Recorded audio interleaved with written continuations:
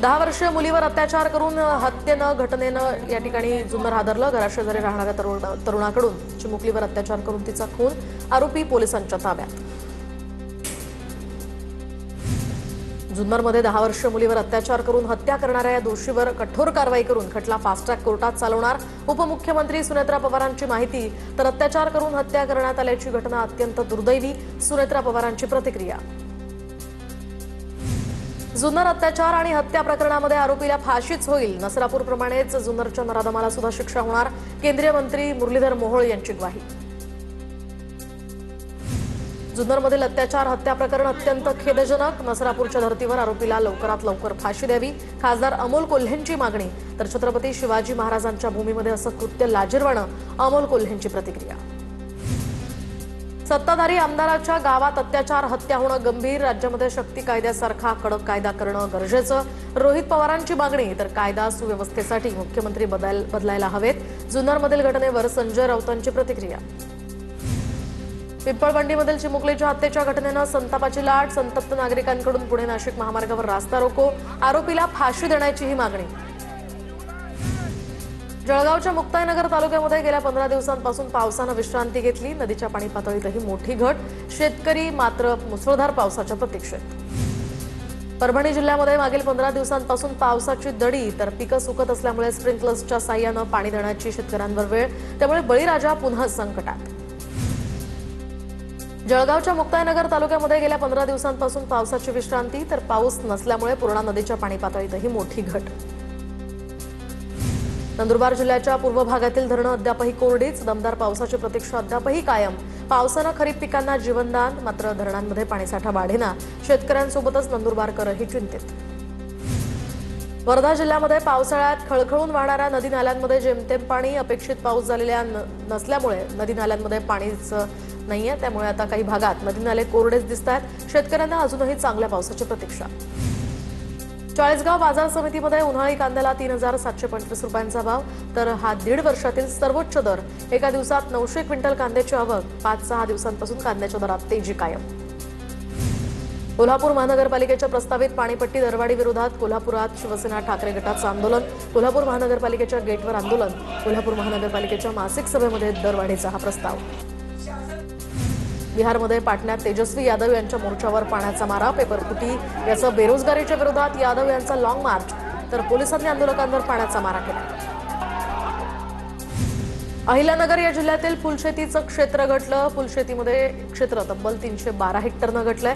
तर गेल्या वर्षी 1148 हेक्टरवर फुलशेतीचं हे क्षेत्र होतं। यंदा 836 हेक्टरवरच फुलांची लागवड।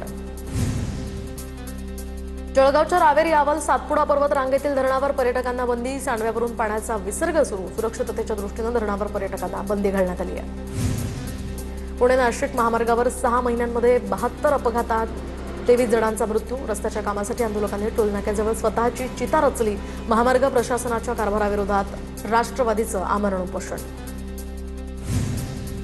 धुळ्याच्या नेवाडे गावातील रस्ता दुरुस्त व्हावा म्हणून 300 ग्रामस्थांचं जिल्हाधिकारी कार्यालयावर निदर्शनं। दरम्यान रस्ता न झाल्यास येणाऱ्या जिल्हा परिषद आणि ग्रामपंचायत निवडणुकीवर बहिष्कार टाकण्याचाही इशारा। बीडमधील परळी सेलू बोधरगाव या रस्त्याची दुरावस्था। जागोजागी खड्डे पडल्यामुळे वाहन चालकांची कसरत। खड्ड्यांमुळे अपघाताचाही धोका वाढला। तर रस्त्याच्या दुरुस्तीकडे प्रशासनाचं दुर्लक्ष। गोंदिया जिल्ह्यामध्ये सुरू असलेल्या आणि पूर्ण झालेल्या मातोश्री पाणंद रस्त्याच्या कामांच्या गुणवत्तेवर गंभीर प्रश्नचिन्ह।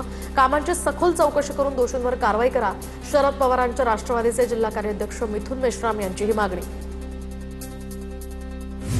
सिंधुदुर्गातील निळेली पशुपैदास केंद्रातील 250 एकर जागेतील काही झाडं अज्ञातानं तोडली। तर या प्रकरणी स्थानिक अज्ञाताविरोधात गुन्हा दाखल। मुलुंडच्या MT अग्रवाल पालिका रुग्णालयाला काँग्रेसकडून टाळं भेट देण्यात आलंय। रुग्णालयामध्ये सुविधा पुरवल्या जात नसल्याचा यावेळी आरोप। दरम्यान रुग्णालयामध्ये प्रशिक्षित डॉक्टर आणि रुग्णालयीन कर्मचाऱ्यांचाही अभाव। बाळासाहेब थोरातांच्या अध्यक्षतेखाली सुरू असलेल्या अमृत वाहिनी शिक्षण संस्थेला विद्यापीठ म्हणून मान्यता। अमृत वाहिनी विद्यापीठाचा शुभारंभ सोहळा बाळासाहेब थोरात यांच्या उपस्थितीमध्ये संपन्न। जालन्यामध्ये ओबीसी नेते नवनाथ वाघमारे यांच्या समर्थनात ओबीसी बांधवांची रॅली। नवनाथ वाघमारेंना Y+ दर्जाची सुरक्षा देण्याचीही यावेळी मागणी। सोलापूरच्या करमाळामध्ये नवनाथ वाघमारेंविरोधात सकल मराठा समाज आक्रमक. नवनाथ वाघमारेंवर गुन्हा दाखल करण्याची मागणी. मराठा समाजातील महिला आणि तरुणांबद्दल आक्षेपार्ह वक्तव्य केल्याप्रकरणी मराठा समाज आक्रमक. लातूरच्या उदगीरमध्ये भेसळयुक्त तूप विक्री करणाऱ्यांवर एफडीएची कारवाई. तर उदगीरच्या चौबारा भागामध्ये भेसळयुक्त तूप विक्री सुरू होती.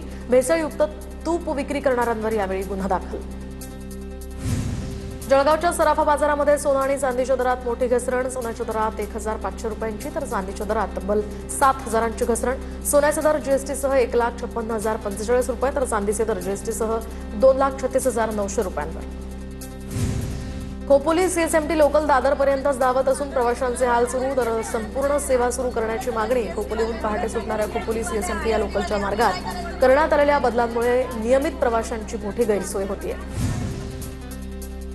बीडच्या माजलगावमध्ये उपविभागीय कार्यालयावर पीक विम्यासाठी शेतकऱ्यांचा भव्य बैलगाडा ट्रॅक्टर मोर्चा. तर मुख्यमंत्री देवेंद्र फडणवीस यांनी दिलेला हेक्टरी 17,500 रुपयांचा पीक विमा तातडीनं मंजूर करावा. आंदोलक शेतकऱ्यांची ही मागणी.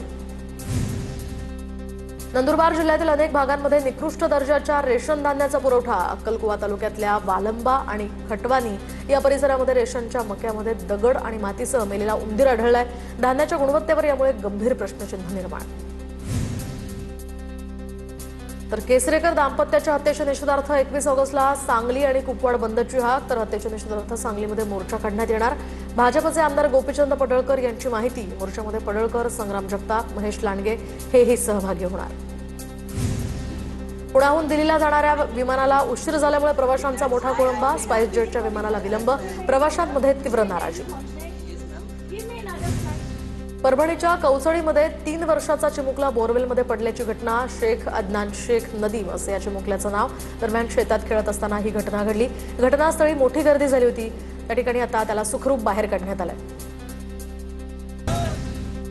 एमआयडीसी पोलीस ठाण्याचे सहाय्यक पोलीस निरीक्षक हेमंत थोरात आणि हवालदार राजू सुद्रिक यांचा गौरव. पालकमंत्री राधाकृष्ण विखे आणि पोलीस अधीक्षक मुमक्का सुदर्शन यांच्या हस्ते अतिउत्कृष्ट सेवा पदक प्रदान. जळगावच्या पाचोरा शहरातील बोगस डॉक्टरवर कारवाई करत दवाखाना सील. पाचोरा नगर परिषद वैद्यकीय प्रशासनाच्या पथकाकडून ही कारवाई. तर गेल्या 20 वर्षांपासून बोगस डॉक्टरचा सुरू होता दवाखाना. सोलापूरच्या जिंतीमध्ये शाळेत निघालेल्या अल्पवयीन मुलीचा विनयभंग. तर 6 महिन्यांपासून अश्लील कृत्य करून अल्पवयीन मुलींना त्रास दिल्याचाही प्रकार. करमाळा तालुक्यातील जिंती गावातील दोघांविरुद्ध गुन्हा दाखल.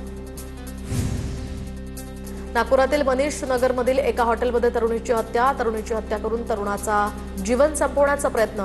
शिवानी गजभिये असं मृत्यू झालेल्या या तरुणीचं नाव. किरण आत्राम असं जखमी झालेल्या तरुणाचं नाव.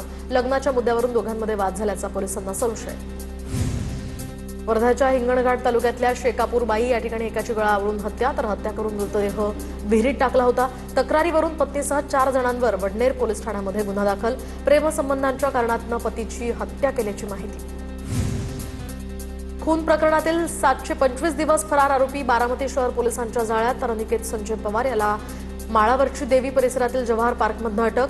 पळून जाण्याचा प्रयत्न करणाऱ्या आरोपीला पथकानं पाठलाग करून ताब्यात घेतलंय.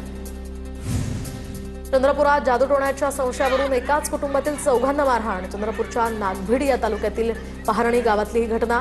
7 जणांविरोधात गुन्हा दाखल. सर्व आरोपी फरार. जादूटोणा केल्यानं पत्नीची सुनेची तब्येत खराब झाली असा आरोप करण्यात आला. जालन्याच्या हलदोला या शेत शिवारामध्ये विजेच्या पोलवरील तार चोरी केल्याची घटना समोर. तर वीज पुरवठा खंडित झाल्यामुळे शेतकऱ्यांची शेती पिकं धोक्यात. पाण्याअभावी सोयाबीन, कापूससह इतर पिकंही सुकली आहे. तक्रार दाखल करून सुद्धा गुन्हा दाखल झाला नसल्यानं शेतकरी संतप्त. धुळ्याच्या सोनगीर पोलिसांकडून मुंबई आग्रा महामार्गावर मोठी कारवाई. आयुर्वेदिक चूर्णाच्या नावाखाली गांजाची वाहतूक. तर कारवाईमध्ये सुमारे 19 लाख रुपयांचा मुद्देमाल जप्त. बीडच्या धारूर तालुक्यामध्ये शस्त्राचा धाक दाखवून दरोडा. 1,43,000चा मुद्देमाल लंपास. चोरट्यांनी वृद्धाला बांधून ठेवत वृद्ध महिलेच्या अंगावरील सोन्याचे दागिने पळवले. शिरसाळा पोलीस ठाण्यामध्ये गुन्हा दाखल. पोलिसांकडून याचा अधिकचा तपास सुरू. गोंदिया शहरातील जगवानी वाईन शॉपला आग. शॉर्ट सर्किटमुळे आग लागल्याची माहिती. तर दुकानातील साहित्यही जळून खाक. अग्निशमन दलाच्या जवानांकडून या आगीवर नियंत्रण